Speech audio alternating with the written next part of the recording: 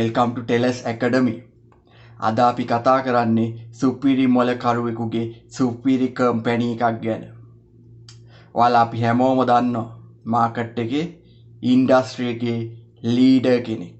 Industry එකේ leading හොඳ කීර්ති නාමයක් පවත්වාගෙන යන දල වශයෙන් බිලියන 30ක ටර්න්ಓවර් එකක් කරන්න පුළුවන් කම්පැනි එකක් බිලියන 60ක ඇසෙට් බේස් එකක් තියෙන කම්පැනි එකක්.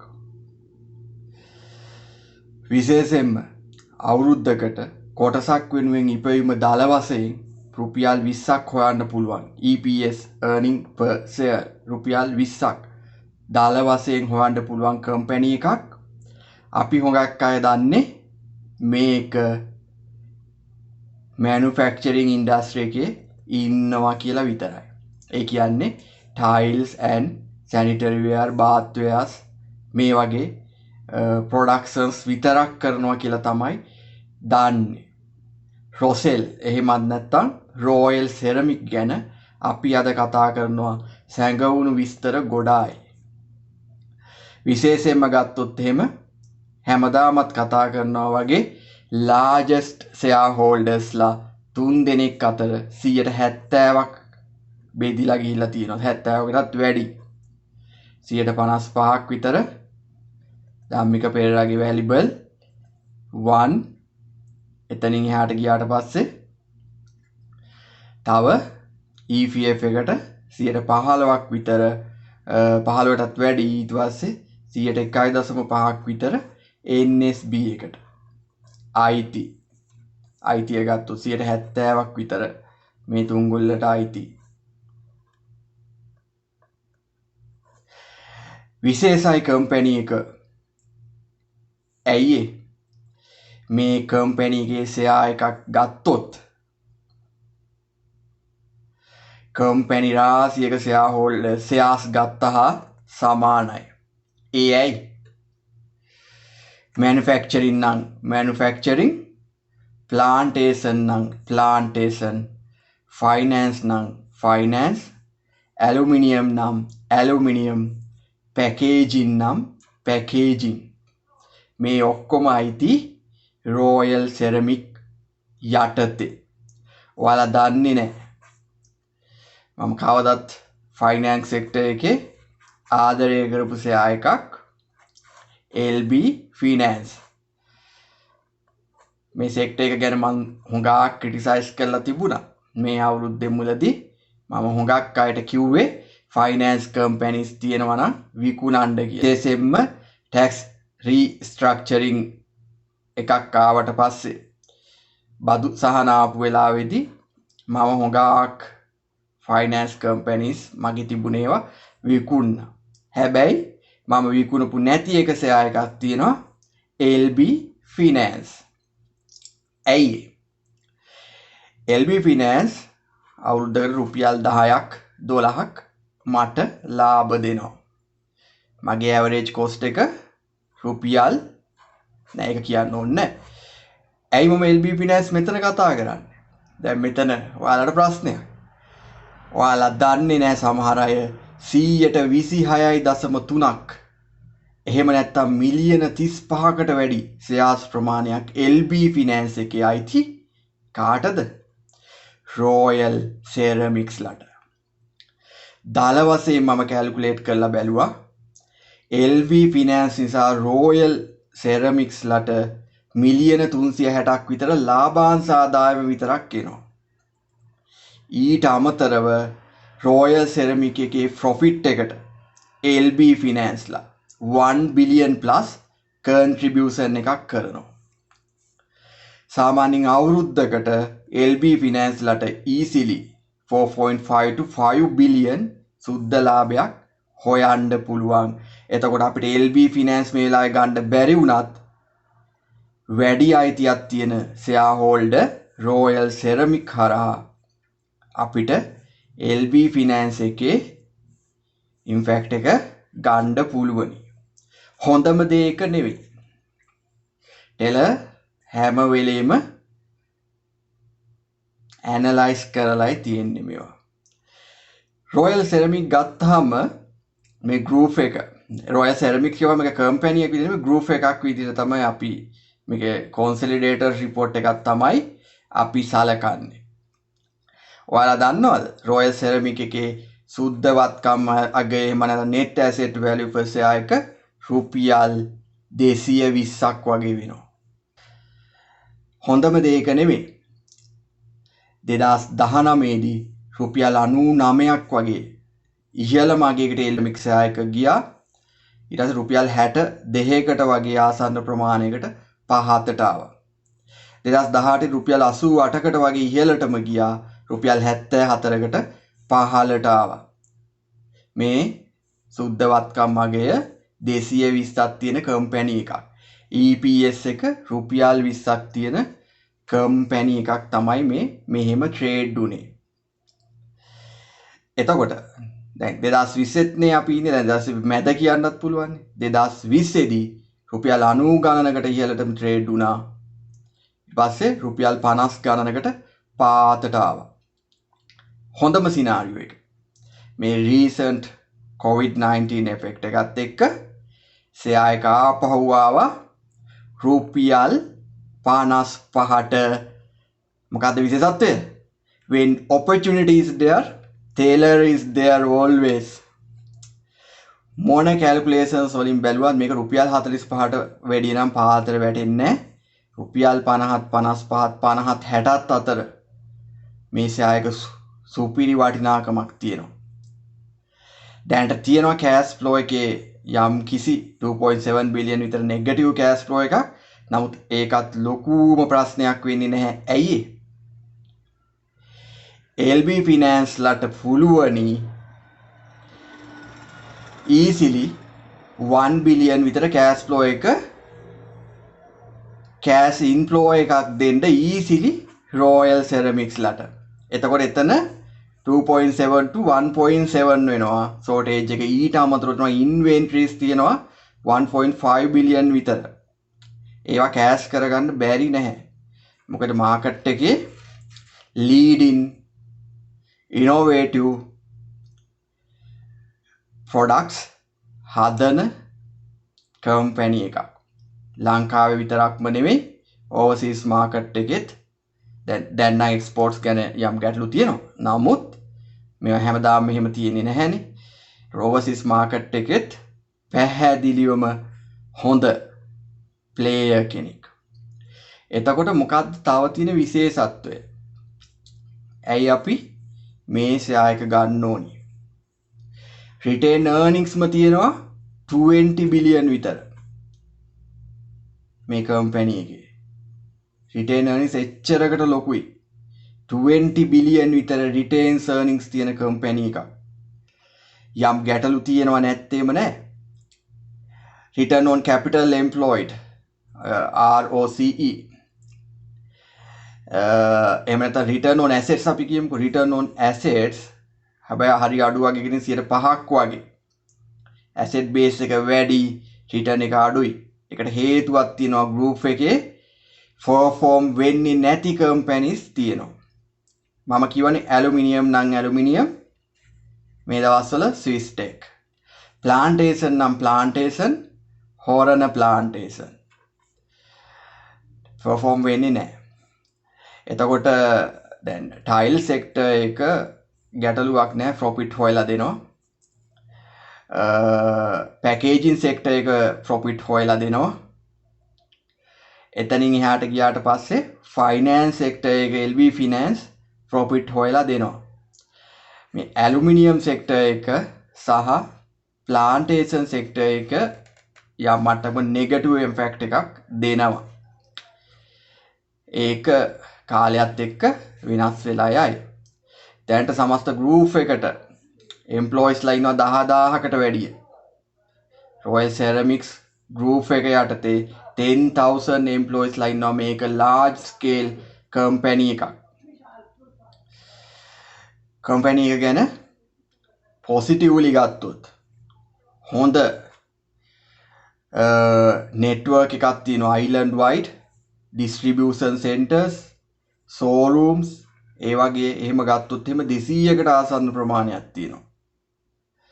එතනින් එහාට ගියාට පස්සේ low level to high level high grade luxurious brands කරන කම්පැනි එකක්. ලාභාංශ දීලා තියෙනවා අවුරුද්දකට දෙසරයක් රුපියල් 4ක් රුපියල් 5ක් වගේ ආසන්න වශයෙන් ලාභාංශ හම්බෙලා තිනවා. ගිය අවුරුද්දේ 2019 රුපියල් 4ක් වගේ දීලා තියෙනවා. 2018 දීලා තිනවා. 2017 රුපියල් 5ක් වගේ දීලා තියෙනවා. ඊට එහා දීලා තියෙනවා. ඉතින් රුපියල් 4ක් රුපියල් 3ත් 4ත් අතර ලාභාංශයක් ස්ථීරවම බලාපොරොත්තු වෙන්න පුළුවන් මේ කම්පැනි එක. එතකොට දැන් මම කිව්වා EPS එක 20යි, net asset value per share එක 220ක් 230ක්, annual turnover එක කීයද 60 billion වගේ යනවා. return earnings හොඳ figure එකක් තියෙනවා. කම්පැනි තියෙන අපි දැන් මේ දේවල් ඔක්කොම අපි දන්න දේවල්. තව ඒකට ඔයාලා නොදන්න දේවල් හොඟක් තියෙනවා කම්පැනි කියන්නේ. මොනවද? මේකේ ස්ට්‍රක්චර් එක. අපි දැන් බලමු මේකට අයිති සබ්සිඩරිස් මොනවද කියලා. ඇයි අපිට ගිහින් පොඩි කම්පැනිස් ගන්නවා වෙනුවට රොයල් සෙරමික් එක ෂෙයා එකක් අරගෙන දැන් රුපියල් 55යි බය නැතුව අනිවාර්යෙන් රුපියල් 80 පැනලා යනවා. මොන වැලියුේෂන් එක කරත් රුපියල් 100ක් නම් වටිනවා. ඇයි EPS එක 20යි, සෙක්ටර් එක අපි කිව්ව මැනුෆැක්චරින් කියලා, ෆයිනෑන්ස් සෙක්ටර් එක ගැන අමතක කරමු. 10 ගානේ ගත්තත් 20 වැඩි කිරීම 10 200යි, එකකින් භාගයක් ගත්තත් 100යි. largest 70% විකිනෙන්නේ නැහැ. shares මිලියන 110ක් විතර වගේ තමයි තියෙන්නේ. ඒක 4D ප්‍රමාණයක්. ඉස්සරහට ඇත්තටම කිව්වොත් ලංකාව තවත් hotels ඊළඟට ගත්තාම apartments ඊට පස්සේ per capital income එක කියන්නේ මිනිසුන්ගේ ඒක පුද්ගල ආදායම් වැඩි වෙනවා. එතකොට මිනිස්සු luxurious life එකකට යනවා. ඒ වගේ වෙලාවකදී අනිවාර්යයෙන්ම මිනිස්සු තියෙන ගෙවල් modify කරනවා. අලුතෙන් ගෙවල් හදනවා. එතකොට අනිවාර්යෙන්ම market leader කියන්නේ අංක 1ට මොනොපොලි එකට. ඒකයි මම කිව්වේ සුපිරි මොලකරුවා කියලා. අංක 1ට. ඇයි? රොයල් සෙරමික් යටතේ Lanka wall tile, Lanka tile ඒවා මේ ඔක්කොම තියෙනවා. ඒනොට මාකට් එකේ වෙන කෙනෙක්ට ප්ලේ කරන්න පුළුවන්ද? ලීඩර් යටතේ තමයි ඉන්නේ අනිත් අය. එතකොට කොහොමද ප්ලේ කරන්නේ? එතකොට මොනොපොලි සිටුේෂන් එකක් තමයි තියෙන්නේ ඉන්ඩස්ට්‍රි එකේ. එතකොට ගෲප් එක ගත්තොත් එම් රොයල් සෙරමික් එකේ උඩින් මම කියන්නේ වැලිබල් 1 හෝ ඒකට අයිති hotels, hospitals, එතනින් එහාට ගියාට පස්සේ industries ගොඩායි නම් කියන්න බැරි තරම්. බැංකු නම් බැංකු. නම් කියන්න ඕනේ නෑනේ. නේද? Fantasia Bank, LB Finance, Valuable Finance, Valuable Power රත්න VPEL ඔයාලා දන්නවා. ඊට පස්සේ Hayleys Fiber Export, Hayleys Management. තව කියන්න පුළුවන් හොඟක්. හේකැබ් බොහොම ගියාම අමායා හොටෙල්ස් ගත්තා.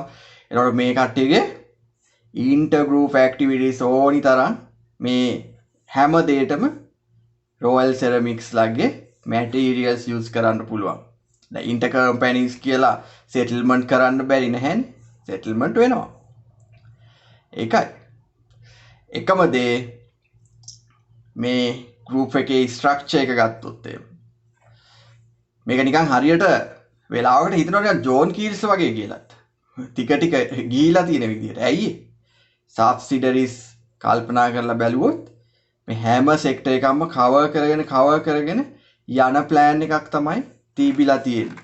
අපි අනිවාර්යයෙන්ම මිස් කරන්නේ නැතුව ස්ටඩි කරන්න ඕනි ෂෙයා එකක් තමයි රොයල් සෙරමික් එහෙම නැත්නම් රොසෙල් එහෙමත් නැත්නම් RCL.N0000.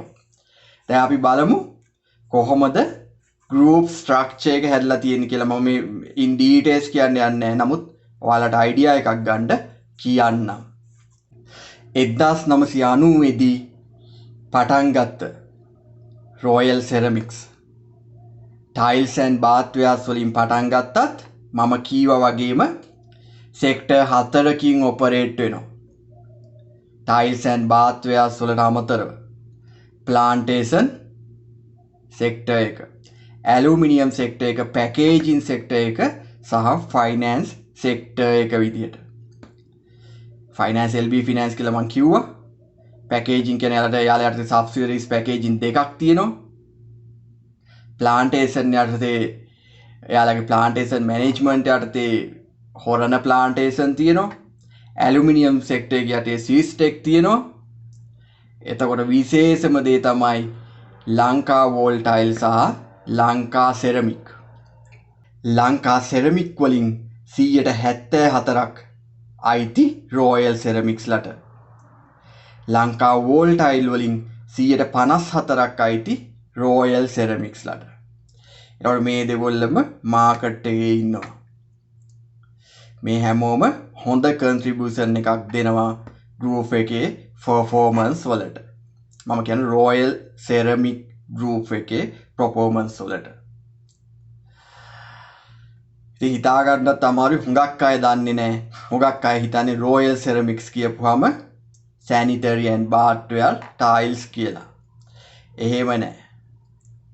මම equity forum එකේ ලියුවා if LB finance touches 160 RCL has its own way. ඕන්න ශ්‍රී ලංකා equity forum එකේ බලන්න මාස කීපයකට කලින් ලිව්වේ. ඒ වෙලාවේ LB finance රුපියල් 130ට ට්‍රේඩ් උනේ. මම ටාගට් ප්‍රයිස් එක දුන්නේ 150ට. මේ COVID-19 එකට කලින් 160 ගානට ගිහිල්ලා තමයි නතර වුණේ LB finance එක. ඒ නිසා මේ දේවල් නිකන් නෙවෙයි කියන්නේ. අපිට දැන් ගිහින් 120කට විතර LB finance ගන්නවට වැඩිය 126.4ක් LB finance stock එක ආйти Royal Ceramics ගිහින් ගන්නවා රුපියල් 60ට අඩුවෙන්. එතකොට අපිට Lanka wall tile, Lanka ceramic, හොරණ plantation, Swisstek aluminium, තව garments පවා තියෙනවා. තව Australian unit එකක් තියෙනවා මේ කට්ටියට subsidiaries ගොඩායි. අමතක කරන්න එපා asset values විදිහට බැලුවොත් 220ක් වටින company එකක් තමයි ගිහින් මේ 55ට ගන්න යන්නේ. අනිවාර්යෙන් රුපියල් 80ක් justifiable value එකක් තියෙනවා මොන calculation එකෙන් කරත්. හැබැයි discount cash flow module එකේදී ගැටලුවක් එනවා 2.7 billion ප්‍රශ්නේ නිසා. නමුත් හැම අතින්ම ratios වලින් නම් සතුටු වෙන්න බෑ. මොකද මම කිව්වා වගේ return on assets තියෙන්නේ 5ට අඩුවෙන්. ඒ වගේ ගැටලු තියෙනවා. ratios අඩුයි. මොකද asset base එක වැඩිනේ. දැන් plantation ඊළඟට අනිත් tile companies වල තියෙන asset base එක වැඩි. ඒකට අනුව දෙන return එක අඩුයි. ඊට අමතරව ලොකු return earning figure එකක් තියෙනවා. මේ return earning figure එක එහෙමනම් dividends දීලා හරි capitalization reserves දීලා හරි අඩු කරන්න ඕනි return on equity එක වැඩි කරලා පෙන්නන්න. නමුත් එහෙම අවශ්‍යතාවයක් එතුමාට දැනට නැහැ. මොකද ඒක මොකද්ද? එතුමාගේ සුපිරි මෝලයක් තියෙන්නේ.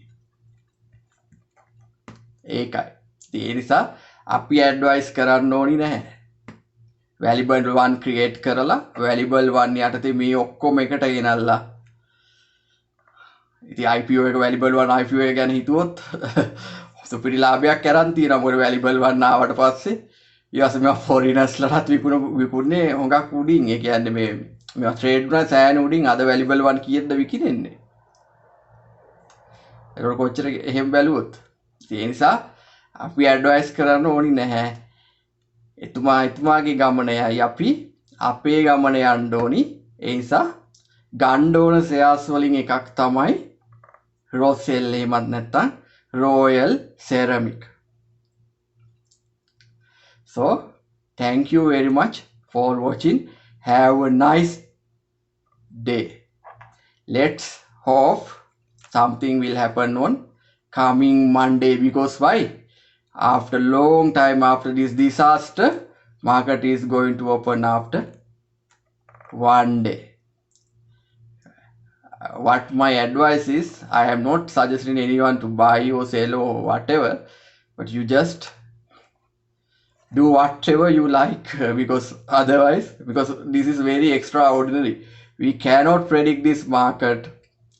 If you think about the economy and other pressurized things like other factors, you may feel to sell it, but Taylor is different. What my plan is to utilize something 20%, something whatever the value I have discovered. Same like Warren Buffett says. What he says: be greedy when others are fear. Be fear when others are greedy. So that is one of that. But don't utilize your most of the cash here, because even what my plan is to touch only 10 to 20%, only because this impact will be, no one knows how long it will go, and we have, this is like we have double triple impact. Even like, just imagine, even Royal Ceramics, they have 10,000 plus employees now. For plantation also not performing well, and industry is not moving, even construction and these things, and it's a huge payroll. So opportunities can come below that also, but it doesn't matter if something we can buy.